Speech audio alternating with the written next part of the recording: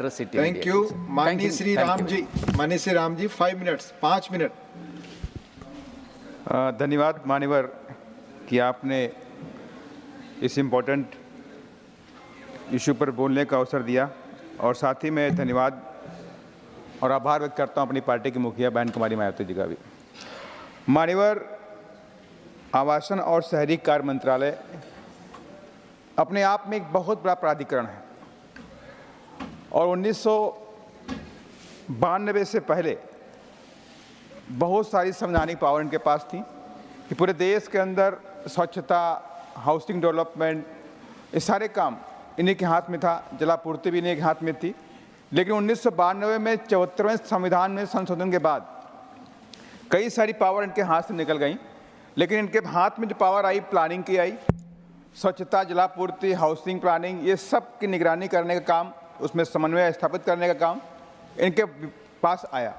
मान्यवर, इसमें तमाम तरह की अभी योजनाएं सरकार लेकर के आई, जिसमें प्रधानमंत्री आवास योजना, अमृत 2 और स्वच्छ भारत अभियान, तमाम तरह की योजनाएं हैं। लेकिन इन चीज़ों में एक खास बात देखने को मिली। मान्यवर, मैं दिल्ली को लेकर चलता हूँ कि जब 74वें संविधान में संशोधन हुआ तो उसमें दिल्ली राजधानी प्रक्षेत्र और यूनियन टेरेटरी, ये सारी चीज़ें इसी विभाग के पास ही रहीं।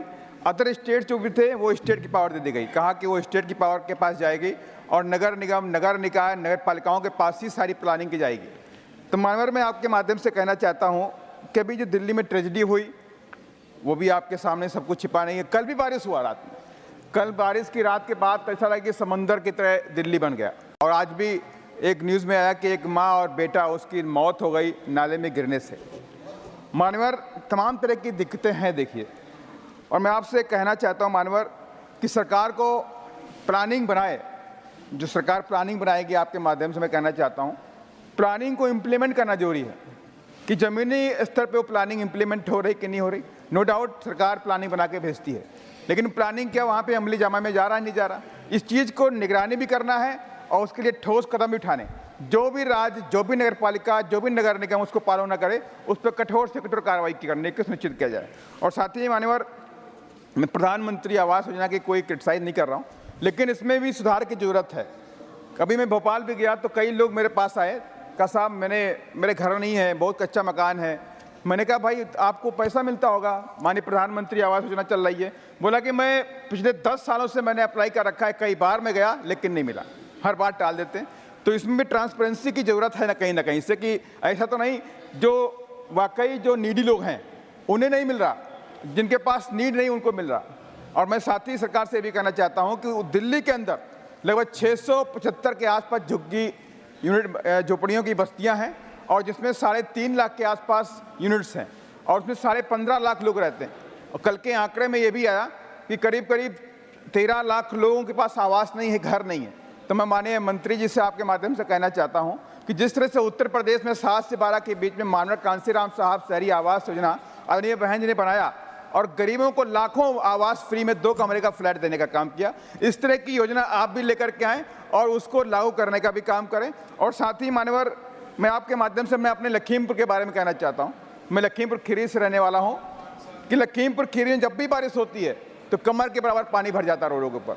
वहाँ पर जो लखीमपुर खीरी के आसपास जो तालाब थे, उन तालाबों में भूमाफियाओं ने कब्जा कर लिया और तालाबों को पार करके वहाँ पे बिल्डिंग कॉम्प्लेक्स बना के खड़े कर दिए। मानो इस पर भी ध्यान दें कि इस तरह की चीज़ें पूरे देश के अंदर कहीं ना होने पाएँ, कि हमें पानी को बचाने की ज़रूरत है। और साथ ही जो हाउसिंग प्लानिंग के जो प्लॉट काटे जा रहे हैं, जो बड़ी बड़ी कंपनियां आ रही हैं, कई बार देखने को मिला कि हमने जो रेन वाटर हार्वेस्टिंग का जो सिस्टम बना के दिया कागजों में, तो कागजों में ही सीमित है, उसको इम्प्लीमेंट नहीं किया जा रहा। पूरे देश के अंदर गर्मी में पानी की कमी रही, लेकिन इस कमी को सरकार चाहे दूर कर सकती है कि ठोस अमली जामा बनाना पड़ेगा, बिना उस सिस्टम के नहीं बनेगा। ग्रीन बेल्ट होनी चाहिए वहाँ पर, ग्रीन पार्क होना चाहिए, रेन हार्वेस्टिंग वाटर का जो सिस्टम बना के दिया रहा वो पूरी तरह से इम्प्लीमेंट किया जाए तो 100% एक बड़ी उपलब्धि हम आगे बढ़ सकते हैं।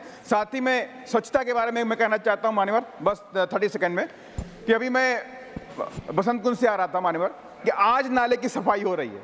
और नाले में लोग नीचे जा करके सफाई कर रहे हैं, ना तो उनके पास कोई इक्विपमेंट है, ना कोई मास्क है, बेचारे वो गरीब लोग हैं, 300-400 रुपए के लिए नाले के अंदर जाके वहां से गंदगी साफ करते हैं।